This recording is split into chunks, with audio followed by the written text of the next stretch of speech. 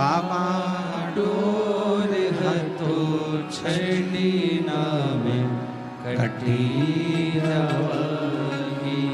भोले मैं तेरी पद शंभु मैं तेरी पद हवा बिच उड़ती जावागी। बाबा डोर हतो छड़ी नामे कटी जावागी। शिव महापुराण की कथा कहती है कि दुनिया का सबसे बेकार दिन कौन सा होता है?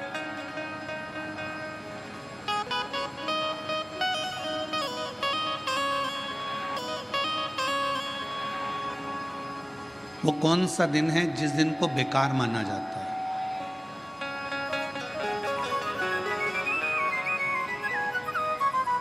शिव महापुराण की कथा कहती है दुनिया का सबसे बेकार दिन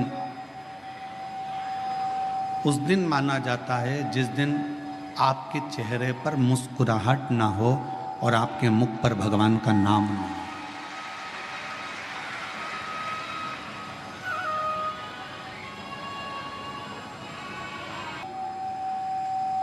संत ज्ञानेश्वर, संत तुकाराम जी महाराज, संत नामदेव जी महाराज या किसी भी रूप में भगवान का कोई भी नाम यदि आपके मुख पर है और आपके चेहरे पर यदि कितना भी टेंशन हो, कितनी भी चिंता हो, कितना भी चिंता, कितना भी टेंशन हो और उसके बाद भी तुम्हारा चेहरे पर अगर स्माइल है, मुस्कुराहट है, तो समझ लेना कि आज आप सबसे ज्यादा शिव के करीब में।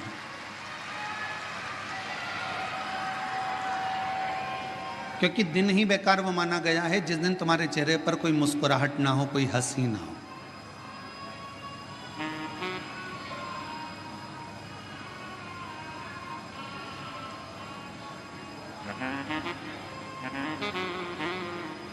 आपके चेहरे की प्रसन्नता भगवान के करीब में लेकर जाती है। एक बात का स्मरण रखिएगा, मैया यशोदा जी ने श्रीमद् भागवत कथा में आपने श्रवण किया होगा, भागवत जी में आपने सुना होगा कि मैया यशोदा जी ने एक बार भगवान कृष्ण पर छड़ी उठा ली थी।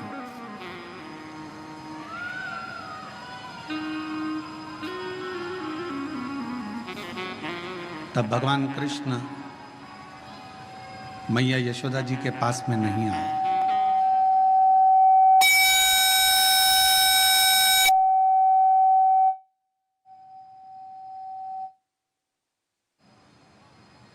जब मैया ने छड़ी उठाई तो भगवान कृष्ण मैया यशोदा जी के करीब में नहीं आए। मैया यशोदा के बाद अगर बेटी भी मायके आए और रोती रोती आए तो बाप को भी चिंता लगती है, बाप को चिंता व्यापती है, पिता को टेंशन रहता है।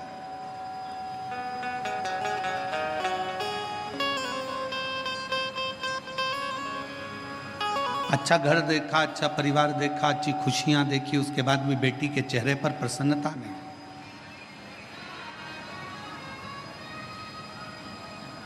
तो शिव के पास में जाओ, भगवान शंकर के करीब में जाओ, शिव जी के नजदीक में जाओ, देवादिदेव महादेव के पास में जाओ, तो चेहरे पर थोड़ी सी प्रसन्नता।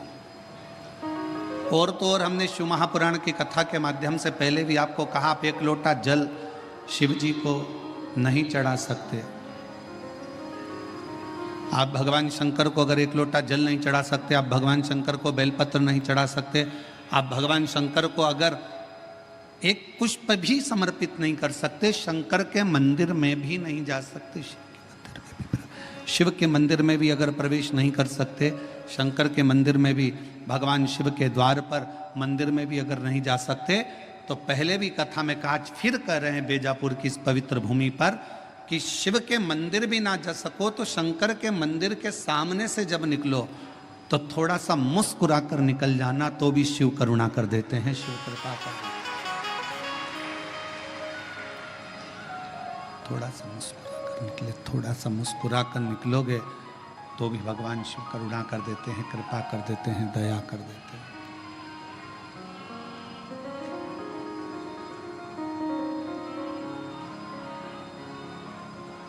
शिव करुणा सागर है, शिव दया सागर है, शिव कृपा सागर है।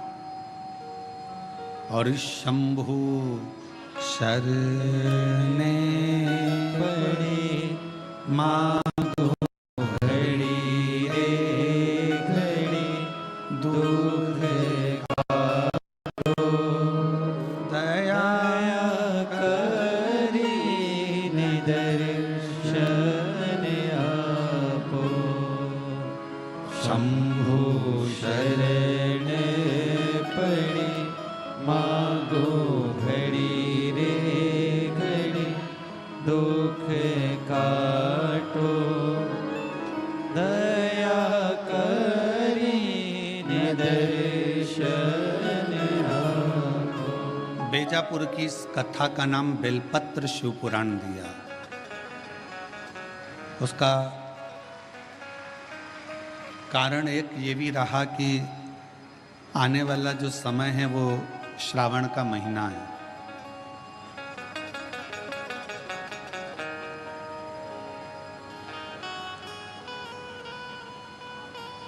आने वाला जो समय है वो श्रावण का महीना है और श्रावण के महीने में जब आप और हम प्रवेश करें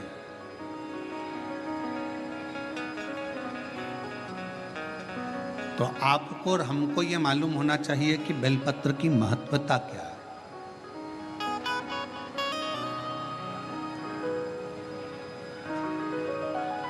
संचेती परिवार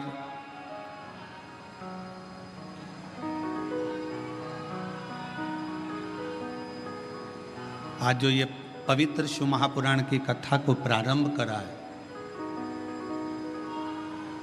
मैं संचेती परिवार को तो बधाई देता ही हूँ, साथ में संपूर्ण देशवासियों को बधाई देता हूँ कि आज गुप्त नवरात्रे के पहले दिन से ये शिव पुराण की कथा प्रारंभ हो रही है। और आप सबको मालूम होगा 4 नवरात्रे होते हैं।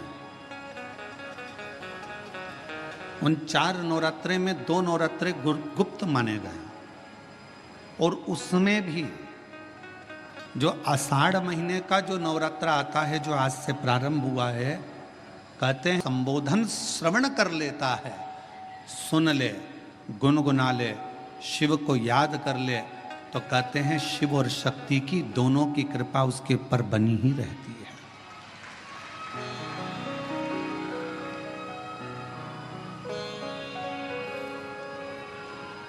और आज वही नवरात्रे, गुप्त नवरात्रे से ये शिव कथा संचेती परिवार में प्रारंभ हुई और उसमें परिवार को तो साधुता है, पर साथ में बेजापुर वालों के भी कोई 2 लोटे जल का कमाल है, ये पक्का है।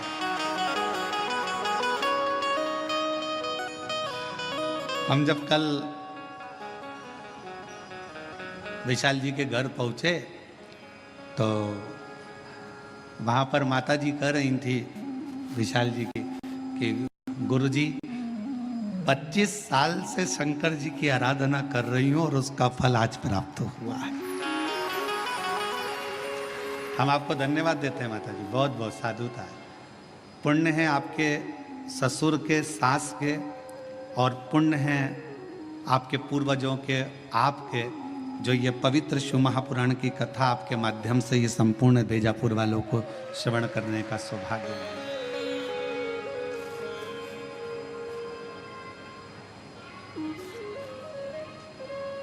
और वो भी इस पवित्र नवरात्रि के अवसर पर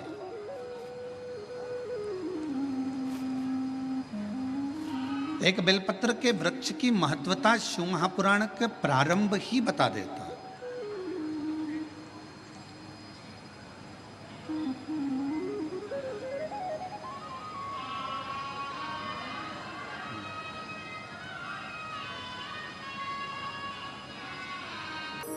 शिव कथा कह रहे हैं।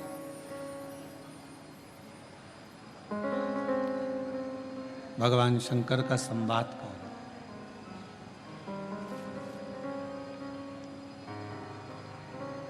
कि बेलपत्र शिव महापुराण की शुरुआत ही भगवान शंकर की शिव महापुराण की कथा के महत्तम से हो जाते हैं। महत्तम जिसमें देवराज जी का चरित्र आ जाता है।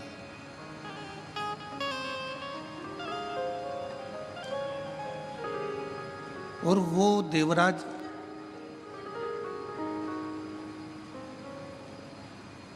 जिसने जीवन भर कोई अच्छा कार्य नहीं किया,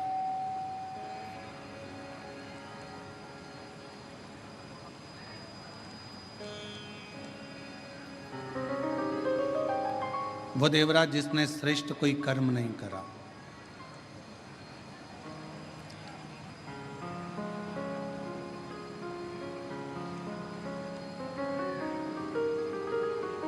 वो देवराज जो ब्राह्मण कुल में जन्म तो ले लिया पर ब्राह्मण कर्म से वंचित रहा।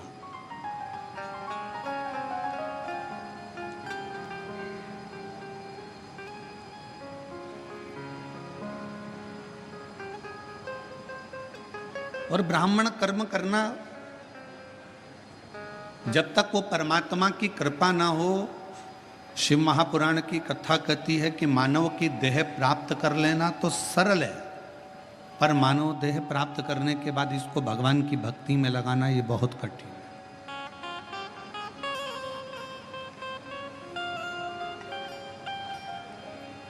देह मिल जाएगी बहुत सरलता में। आपने कोई पूजन अधिक करी है, पाठ अधिक करा है, मंत्र जाप करा है, भोजन कराया, भूखे को प्यासे को पानी पिलाया, किसी की शिक्षा की व्यवस्था, किसी की चिकित्सा की व्यवस्था जो तुमने करी, उससे हो सकता है कि तुम्हारे जीवन में थोड़ा पुनः फिर वापिस मानव का शरीर मिल जाए, मनुष्य की देह मिल जाए, मना नहीं। पर मानव देह मिल जाना एक अलग विषय है, और मानव देह प्राप्त करने के बाद वापिस भगवान की भक्ति को कर लेना, भगवान के भजन को धारण कर लेना, भगवान के स्मरण को धारण कर लेना, ये कठिन।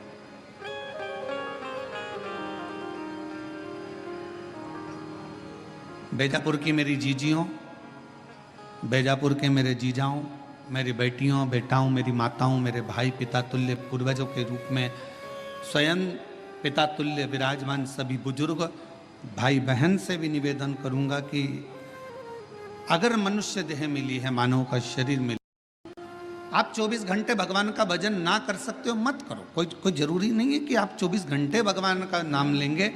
21,600 श्वास जो मानव की देह में मिली है, मनुष्य शरीर में मिली है, इस 21,600 श्वास में से अगर मात्र 21,000 जो 600 श्वास मिली है, उसमें से मात्र 600 श्वास भी आप अगर परमात्मा को दे रहे हो तो समझ लेना कि 21,000 श्वास से आपकी वैसे ही सिद्ध होती चली जा रही है, वैसे ही सिद्ध हो। आप जितना जितना भगवान की भक्ति में, जितना जितना भगवान के भजन में, जितना जितना भगवान के नाम में, जितना जितना भगवान के स्मरण में इस जिह्वा को, इस शरीर को, इस मन को लगाएं।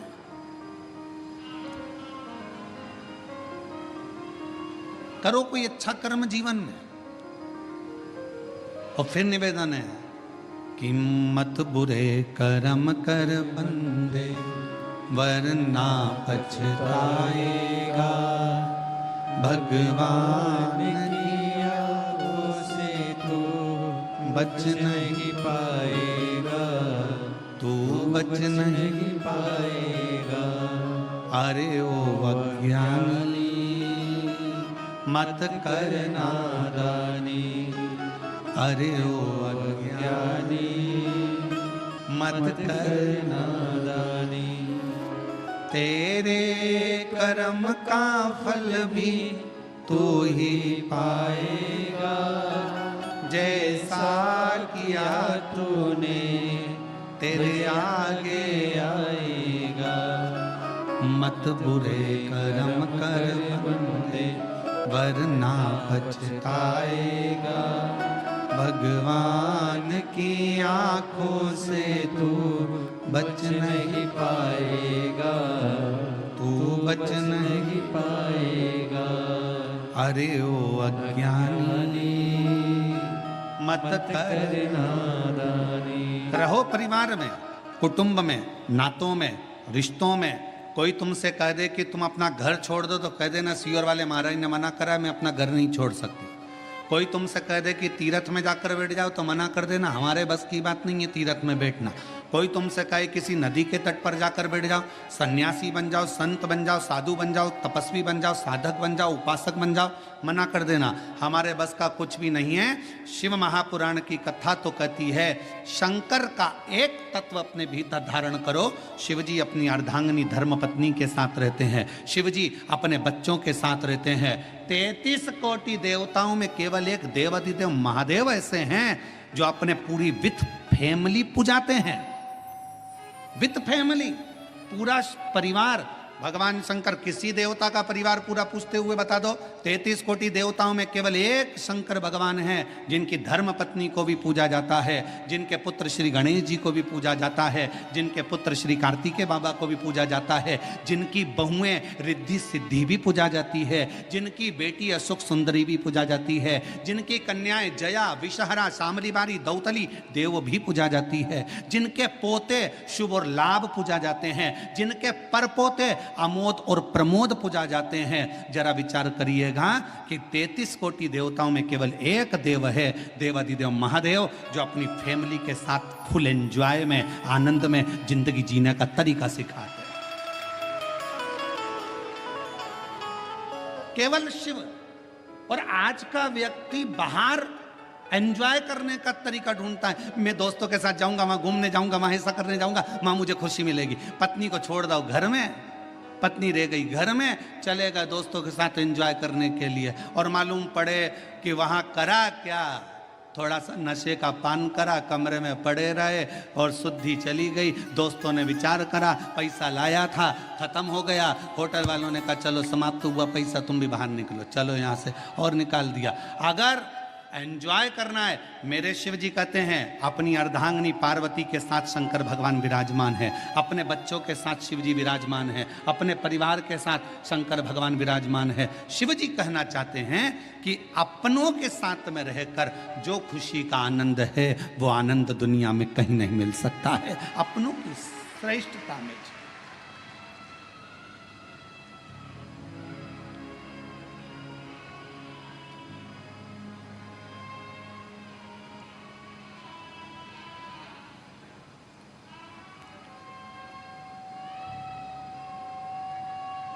कल हमको बड़ा अच्छा लगा। हम संचेती परिवार में जब आए तो हमने पूछा ये सब लोग जो खड़े हैं कौन है, तो कहा विशाल जी बोल रहे थे ये काका जी हैं, ये काकी जी हैं हमारे। अच्छा, ये हमारे ये हैं, ये हमारे वो हैं। अच्छा, हमें समझ में इतनी प्रसन्नता हो रही थी कि बताओ पूरा परिवार एक जगह पर, और उसमें भी भगवान की अविरल भक्ति और शिव महापुराण की कथा और बेजापुर का क्षेत्र, ये जीवन का एक आनंद प्रदान करने वाला, एक सुख देने रखो। और शंकर जी के परिवार में एक चीज और है, थोड़ा सावधानी रखिएगा, सबको निभा के चलना है। जगत जननी दुर्गा भवानी बैठती है काय पर, जम के बोलो, शेर पर। शंकर भगवान बैठते हैं नंदी पर, शिव जी के गले में सर्प, गणेश जी चूहे पर, कार्तिकेय जी अरे बोलते तो जाओ मोर पर। हमें भी तो मालूम पड़े, बेजापुर में सबकी आवाज मवाज तो ठीक है। अगर जीजियों की आवाज डाउन होगी तो दिक्कत हमको होगी हो, तो थोड़ा सा दमदारी से बोलो। कार्तिकेय जी काय पर बैठते हैं? मोर पर। अब भाई आवाज इतनी जोरदार आवाज में बोला करो, घर जाके नजर भी उतारवा लिया करो।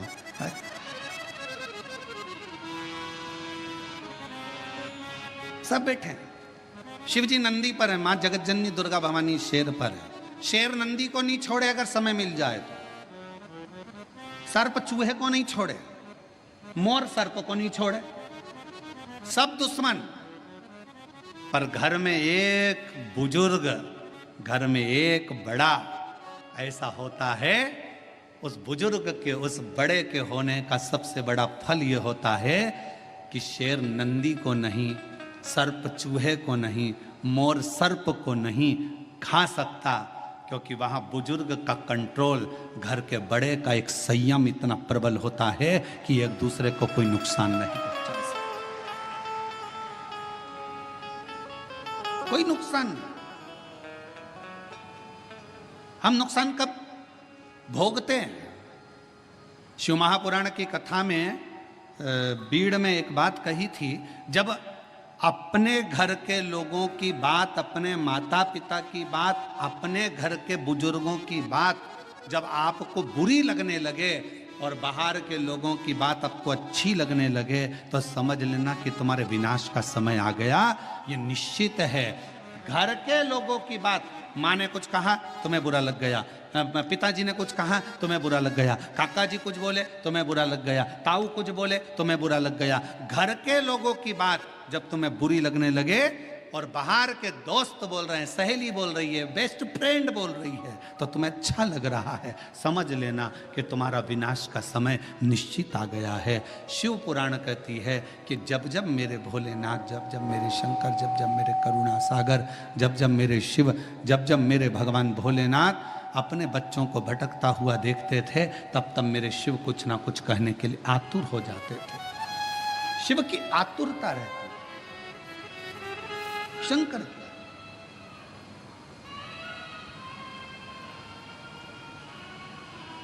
शिव की आतुरता रहती, और शिव शिव है। जब घर के बुजुर्ग, घर के बड़े, और कितना सुंदर संवाद आया है, देखिए शिव महापुराण में देवराज नाम के ब्राह्मण का संवाद आया। देवराज नाम के ब्राह्मण का जो चरित्र वर्णन किया गया, उस संवाद में कहा गया, शिव जी की कथा चल रही है, देवराज ब्राह्मण के घर में जन्म लेने वाला एक बालक है।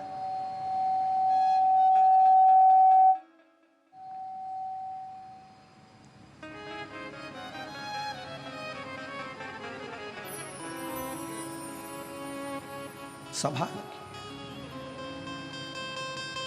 और शंकर जी की कथा चल रही है, और ब्राह्मण के घर में जन्म लेने वाला वो देवराज, जिसने कभी जीवन में कभी भगवान का भजन नहीं किया, जिसने कभी जीवन में स्मरण नहीं किया, मंत्र जाप नहीं किया, नाम जाप नहीं किया, नाम स्मरण नहीं किया, वो देवराज जो कभी भगवान की भक्ति से जुड़ा ही नहीं, कभी भगवान के भजन से जुड़ा ही नहीं, वो देवराज चोरी का धन लेकर शिवालय में पहुंच गया।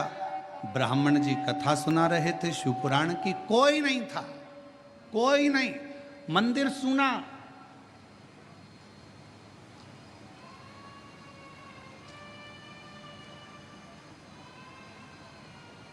शिव महापुराण का सबसे बड़ा श्रोता कौन है? शिव पुराण को सुनने वाला सबसे बड़ा श्रोता श्रीमद् भागवत कथा को सुनने के लिए सबसे बड़े श्रोता थे राजा परीक्षित। रामचरितमानस को सुनने के लिए सबसे बड़े श्रोता थे काशी नरेश। पर शिव महापुराण का सबसे बड़ा श्रोता कोई मानव नहीं, कोई मनुष्य नहीं, शिव महापुराण का सबसे बड़ा श्रोता स्वयं देव अधिदेव महादेव शंकर और पार्वती है। शिव श्रेष्ठ श्रोता बनकर बैठे हैं, श्रेष्ठ श्रोता बनकर।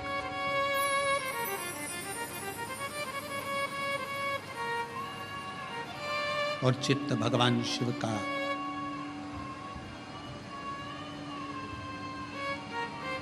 जिस स्थान पर देवराज नाम का ब्राह्मण शिवालय के अंदर पहुंचा है,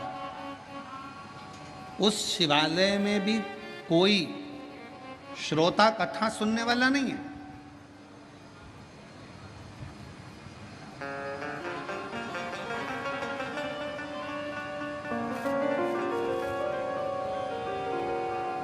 और यदि आप लोगों ने कोरोना महामारी में अगर इस शिव पुराण की कथा को ऑनलाइन सुना होगा टीवी पर, तो आपने उस समय पर भी देखा होगा, उस समय पर भी श्रवण करा होगा कि कोरोना महामारी के समय पर केवल शिव महापुराण की कथा चल रही थी और पूरा प्रांगण पूरा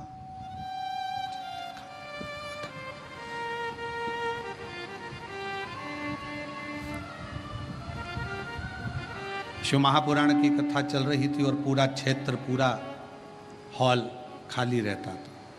कौन सुन रहा? देवराज नाम का ब्राह्मण भगवान शंकर के मंदिर में चोरी का धन लेकर पहुंचा। शरीर में ताप हो रहा है, शरीर में कष्ट हो रहा है, तपन हो रही है, बुखार आ रहा है, शरीर तप रहा है। ये शिव महापुराण का महत्तम कर रहा है और चोरी का धन उसके पास में। और उस चोरी के धन में सबसे मूल था रानी के गले का हार, जिसको मंगवाने वाला कोई दूसरा नहीं था।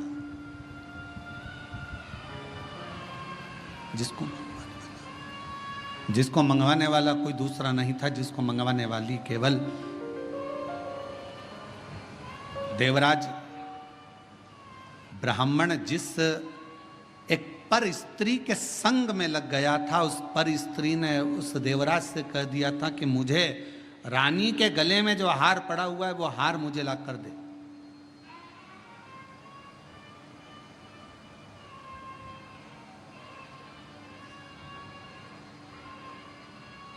और देवराज उस स्त्री के कहने पर चोरी करने चले गया, धन हार चुरा कर लेकर आ गया, शिव जी के मंदिर में पहुंच गया। शंकर जी के चोरी का धन उसके पास में रखा हुआ था, चोरी का धन उसके पास में रखा हुआ था। कथा कोई नहीं मंदिर के अंदर, केवल शंकर का शिवलिंग, नंदी और देवराज। कथा करने वाला कथा कर रहा है।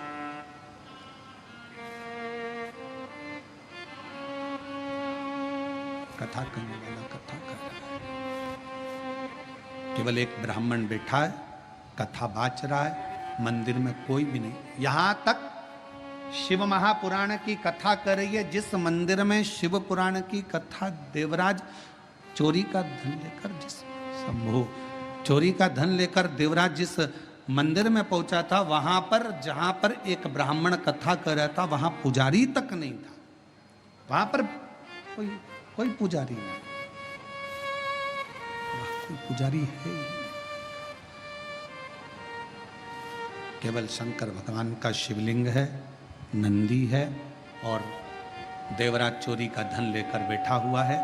एक ब्राह्मण शिव महापुराण कथा का वाचन कर रहा है, कोई श्रोता में नहीं। और भगवान शंकर ने मां पार्वती जी को यह कहा है, पार्वती सुनो, जहां पर शिव महापुराण की कथा होती है, श्रवण करने के लिए जो पुरुष और स्त्री, बेटा और बेटी, नर नारी, गंधर्व, अप्सरा, देवता शिव महापुराण की कथा को अगर श्रवण करने के लिए जाते हैं, तो वहां केवल संसार का मनुष्य, संसार का मानव ही नहीं रहता। वहां पर स्वयं शिव कहते हैं कि मैं और शक्ति दोनों उस कथा को श्रवण करने के लिए उस मनुष्य के रूप में पहुंच गए।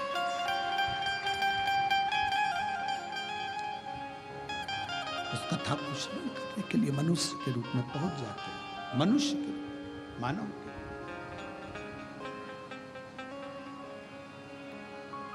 अब जितने भी श्रोता भाई बहन इस कथा को श्रवण करने के लिए आए हैं, जितने भी श्रोता भाई बहन इस कथा को सुनने के लिए आए हैं, कथा श्रवण करने के लिए बैठे हैं, तो आप सबसे निवेदन है, आप कोई साधारण व्यक्ति नहीं है, आप कोई साधारण नहीं है।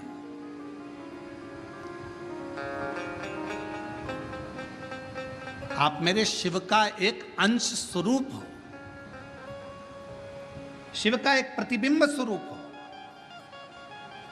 और शिवोहम शिव महापुराण की कथा जो इससे पहले निकुंभ छत्तीसगढ़ में करी, उसमें बताया था शिवोहम का मतलब ही यही है कि शिव आपके अंदर है। केवल आपका भजन, आपका कीर्तन, आपका मंत्र जाप, आपका स्मरण, आपका नाम जाप शंकर को भीतर से प्रकट कर ले, भीतर से प्रकट कर। और महाराज हर पल हर घड़ी शिव तुम्हारे साथ, हर पल।